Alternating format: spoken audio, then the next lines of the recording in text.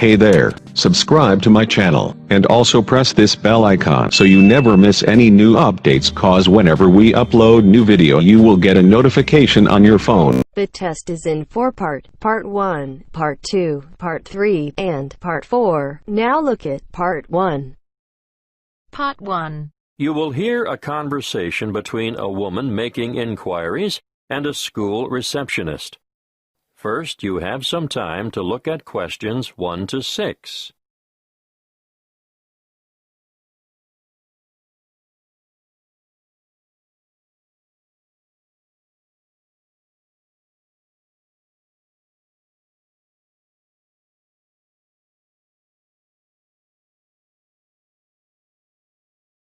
Now we shall begin. You should answer the questions as you listen, because you will not hear the recording a second time. Listen carefully and answer questions 1 to 6. Good afternoon, Estelle speaking. What can I do for you? I was told that the school holds, adult education classes? Yes, it does. We run 7 a week, 3 on Tuesdays and Thursdays, and 1 on Wednesdays. Are they all evening classes? No. Because of the number of people who work shifts these days, we've found there's quite a demand for day classes as well. Well, I don't work, and I really want to get out and meet people, so daytime or evening would suit me. What is it you're particularly interested in? Oh, anything really. Okay. On Tuesdays, we have a writing workshop for those people who've always longed to write but are hesitant about putting pen to paper. It's an evening class and runs from 6 to 7:30, but there is a restriction on numbers. Oh! Yes. The tutor has advised us to restrict participants to a maximum of 10 per session, so I'll have to check and let you know if there is room for you. Thank you. Also, on Tuesdays, there is a book club designed for older adults looking to be inspired, to learn and share insights with one another. Are there any restrictions on that? Not really, but you'd have to be able to read the prescribed book each week. You have to read set books, do you? Yes, and keep up with the others by finishing 1 a week. I understand. What else do you have? There's a history group on Tuesdays as well, run by a researcher and historian who provides a fascinating glimpse for you into the lives and society around this area 100 years ago. I don't think so. Well, what about Scrabble Club on Wednesday? It's extremely popular, you know. Sounds good. What time? 2 to 3:30 in the afternoon. Yes. I think I could manage that. Well, if you like Scrabble, you might like to join the chess night on Thursday evenings. It's more for serious players, though. Unfortunately, I don't play chess. Would you be interested in cake decorating? Well, I do enjoy baking from time to time. Have you thought about decorated cakes, though? You know, they make a wonderful focal point of any special celebration. Maybe not. Before you hear the rest of the conversation, you have some time to look at questions 7 to 10.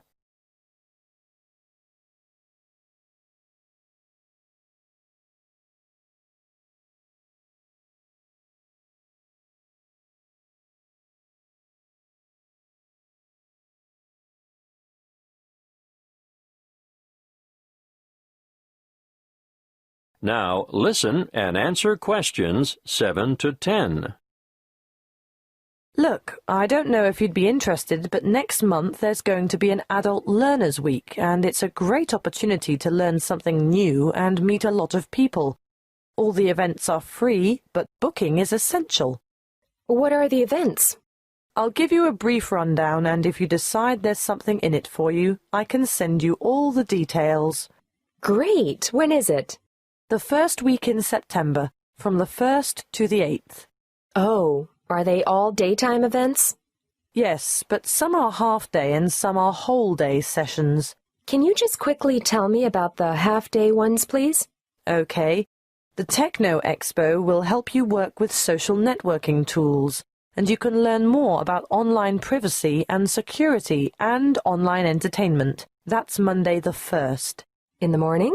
Actually, it's after lunch, from 1 to 4:30. What else is there in the afternoon? While on Wednesday, there's work-life balance.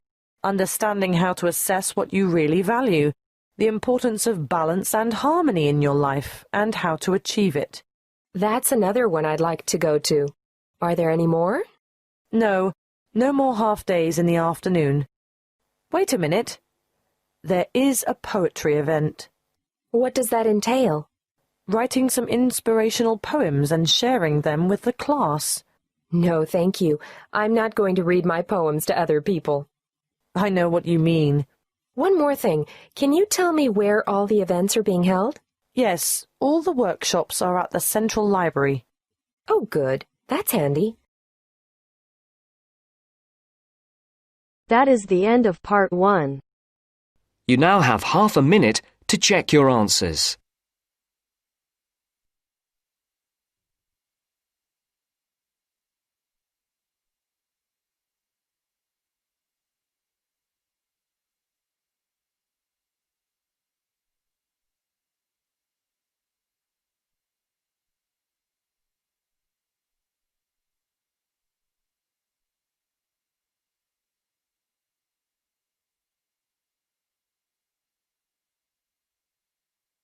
Now turns to part 2. Part 2. You will hear a guide talking about a tourist program. First, you have some time to look at questions 11 to 14.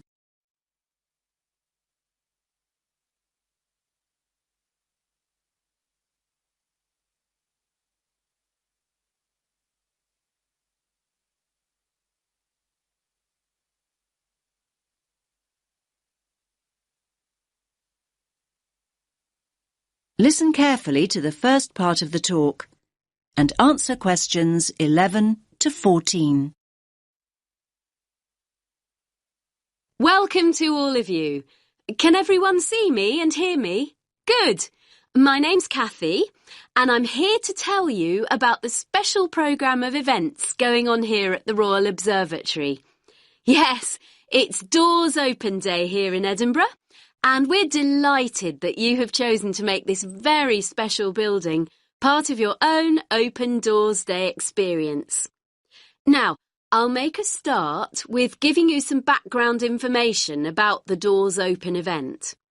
Doors Open takes place every year in September, and the observatory is one of the many buildings, 112 of them in fact, that open their doors to visitors for one weekend. And yes, there's absolutely no charge. It's all completely free. The observatory has been involved in this event for more than 20 years. And every year, we attract more and more visitors, like you, who want to find out more about great buildings in the city. And hopefully, you'll leave with a better understanding of the universe too. OK, now let's run through today's programme of events. There are many activities to choose from, so make sure you make the most of your visit. Now, there will be planetarium shows throughout the day. Now, these will run 4 times, both today and tomorrow, Sunday. These are popular, so please note that we're operating a booking system for these shows. Tickets for the 2 shows we're running this morning, the first showing at 10:30 and the second at 11:30, will be available on a first-come, first-served basis here at the information point. Tickets for the 2 afternoon shows at 2 p.m. and then at 3 p.m. will be released later on at midday. So booking is essential as spaces go very quickly. Now you have some time to look at questions 15 to 20.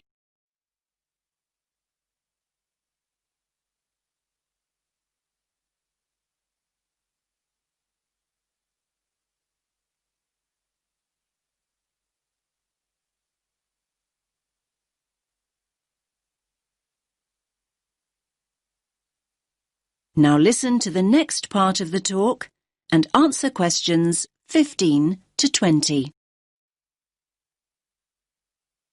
We also have some special tours of the observatory available. These include a tour of the telescope dome, and visitors will even have the opportunity to get onto the roof. I hope that those of you who are interested are wearing your most comfortable shoes and that you can keep up the pace. It will be worth the effort of climbing all these stairs. You'll have stunning views over the city when you reach the top. Now, for those of you who want to take things at a more leisurely pace, there will be an opportunity to visit the Crawford collection and learn about the instruments that have been built here, and there will also be some items from the collection on view. For those of you who don't already know, the Crawford collection is an astronomical library. And not only that, it ranks as one of the most important astronomical libraries in the world. You are promised a real treat here. And it's great to have so many younger visitors here today. Now, we have a craft workshop for children here in the visitor centre where they can make their very own model of a telescope and colour their very own planet. Please note that all children must be accompanied by an adult. So, as you can see, it's a pretty full timetable and there's a lot going on. Now, any questions? That is the end of part 2. You now have half a minute to check your answers.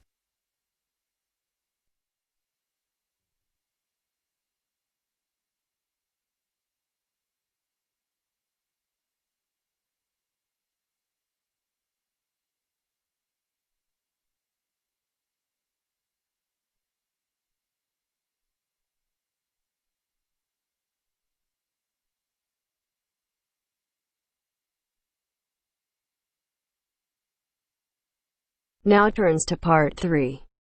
Part 3. You will hear a conversation between a student called Mark and his teacher, Professor Jones. First, you have some time to look at questions 21 to 25.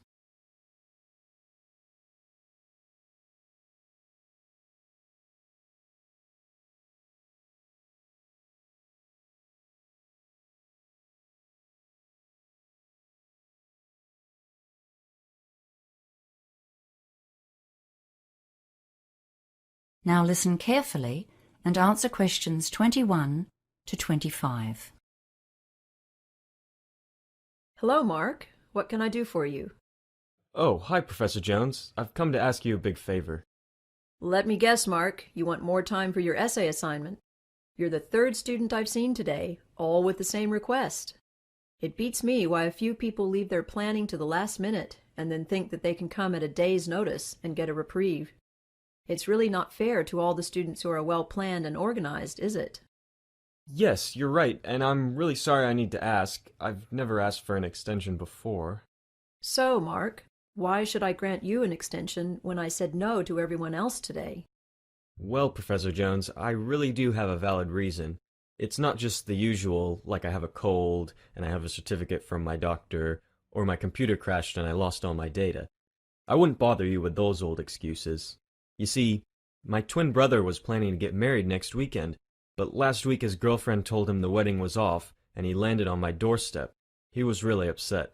I couldn't just tell him to go away because I was busy, and of course I would have had 3 assignments due this week, and all my study plans just went out the window. I see.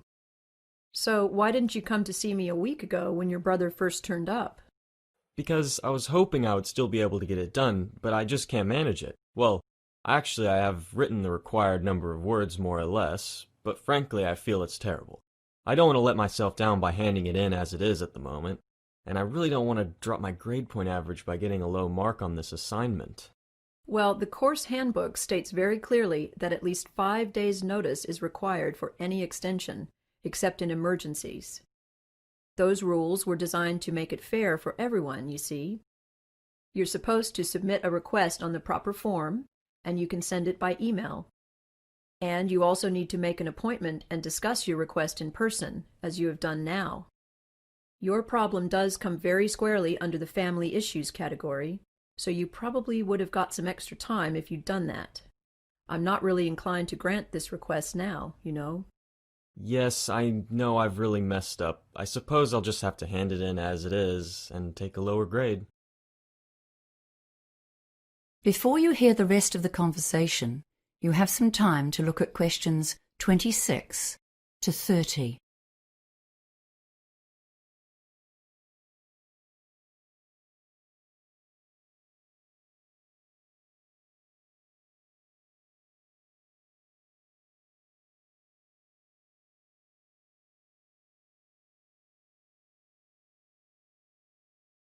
Now listen and answer questions 26 to 30. Well, at least you've made a start, which is more than can be said for your other colleagues today. Have you got what you've done so far? Come on, we'll look through it together, and I'll see if I can make a few suggestions for a quick fix. How about that? Oh, thank you. Yes, here it is on my laptop. Well, let's see. Let's start with the bibliography. Yes, you've consulted most of the sources I suggested, but you don't have any references of your own, and that was part of the task, wasn't it? You need at least 3 references of your own, see? Yes, I know. I did find one more. McDonald and Ferris, 2014. Okay, that's a good one. I suggest you look at their reference list too, and chase up a couple more from there. You should be able to find everything you need in the online library databases, especially LanguageLine. Yes, okay. So what about the essay structure and the argument? Are they okay, or am I barking up the wrong tree? Well, you just seem to jump straight into your first point here. I'm not sure where your essay is going. Where's the introduction? Oh, right. I always leave that till the end, and write it after I've finished the rest of the essay. That way, it ties into what I've already written. Well, that's what we were taught in the study skills course, anyway. Yes, and you're quite right. So tell me about your ideas. What's your main argument?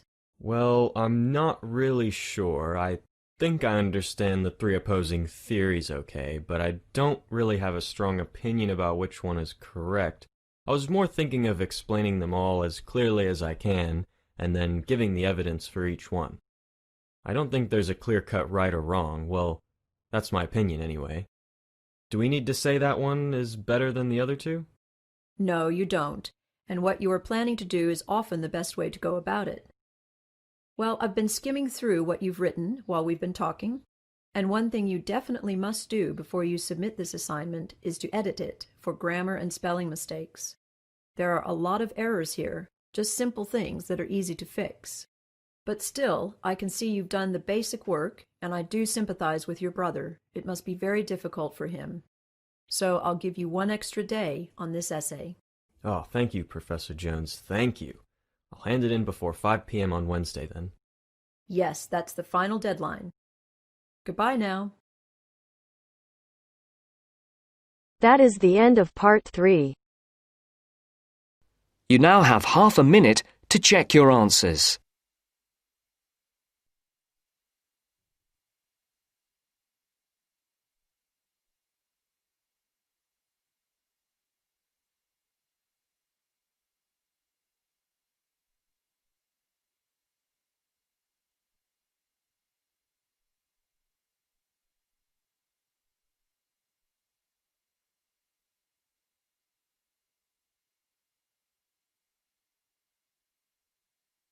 Now turns to part 4. Part 4. You will hear a talk given by a lecturer in the art history department. First, you have some time to look at questions 31 to 40.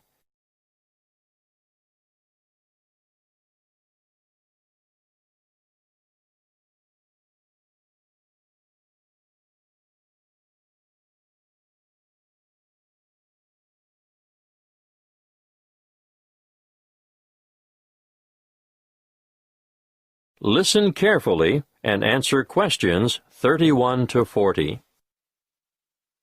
In this lecture today, I'm going to introduce you to an American painter, Charles Willson Peale. You may be familiar with his portraits, But did you know that he never even saw a painting till he was a grown man? He was born in Maryland in 1741. His father died when he was 9, and the family struggled financially for the next few years, and Charles became a saddle-maker's apprentice. One day, he went to Norfolk for supplies, and there he saw paintings for the first time. He thought they were so bad that he felt sure he could do better, so he decided to make painting his career. In 1766, he went to London to study painting with Benjamin West. Whilst there, he painted this portrait in 1768. See Slide 1, Pitt as a Roman senator. Notice how elaborately symbolical this portrait is. The symbolism arises, of course, from Pitt's famous speech to the British Parliament, where he draws an analogy between the ancient Roman Senate's view of a barbaric Britain and the prevailing European view of the time of a barbaric African continent fueling the slavery trade. Perhaps you didn't know that the Romans used Britons as slaves. But I digress. Back to Peale. He returned to America and in 1772 painted the first ever portrait of George Washington. See Slide 2. In 1773, he painted a group portrait of himself, his wife, mother, brothers, sister, his old nurse, and an unidentified baby. Just look at the slide. This painting is simply called the Peale family, and you can almost feel the exuberance of the family and their warmth towards one another. He enjoyed great success as a portraitist prior to the Revolution, and served with distinction in the Revolution. During this time, he became friends with George Washington, Benjamin Franklin, and Thomas Jefferson. After the war, he continued to paint, and, when his wife died in the 1790s, as a result of her 11th pregnancy, he remarried. He had 17 children in all, naming the sons after famous painters or scientists. Although perhaps best known for his portraits of famous people, Peale liked novelty. Look at this slide of his 2 sons, Raphael and Titian, life-size, climbing a narrow stairway. This painting, The Staircase Group, 1795, was exhibited in a doorway as a trompe-l'oeil, and it is said that it did, in fact, fool the eye of George Washington. Even as far back as 1772, we can see his desire for difference in Rachel weeping. It's a rather macabre portrait of his first wife crying over the death of one of their children, their daughter Margaret. I'd like to show you one more slide to demonstrate his innovative approach. This is a portrait of his brother, James, sitting at his desk at night, with only his face illuminated by a lamp. This was painted much later than the others, in 1822. You know, Peale believed anyone could learn to paint, and he taught painting to his brothers, sisters, sons, daughters, nephews, nieces, and other relatives. 4 of his sons, Titian, Rubens, Rembrandt, and Raphael, became painters, as did his brother James. Before I finish, I'd like to tell you a bit more about Peale. He was active in politics for several years, and throughout his life, he maintained a lively interest in many branches of science. He was also an inventor who gained patents for a fireplace, porcelain false teeth, and a new kind of wooden bridge. He collaborated with Thomas Jefferson on what was known as the polygraph, a kind of portable writing desk. But it wasn't any ordinary desk. This one could make several copies of a manuscript at once. He also wrote papers on a wide variety of subjects, from hygiene to engineering. Oh, and he also tried his hand at inventing a fairly primitive but innovative motion picture technique, new types of eyeglasses, and a velocipede, which is a precursor to the bicycle. Now, some of the original velocipedes had pedals and some didn't. You sort of scooted along on them using your feet. Unfortunately, I can't remember which type it was that Peale worked on. He's also remembered for his work as a naturalist. He established the first scientific museum in America, and he even invented his own system of taxidermy. For those of you who aren't sure what taxidermy is, it's the art of preparing, stuffing, and presenting dead animals so that they appear lifelike. He was also well ahead of his time in that he placed his animals in a simulated natural environment. His most magnificent exhibit, however, was the complete skeleton of an extinct mammal known as a mastodon, which he helped excavate. The event was memorialized in his extraordinary painting, The Exhuming of the Mastodon.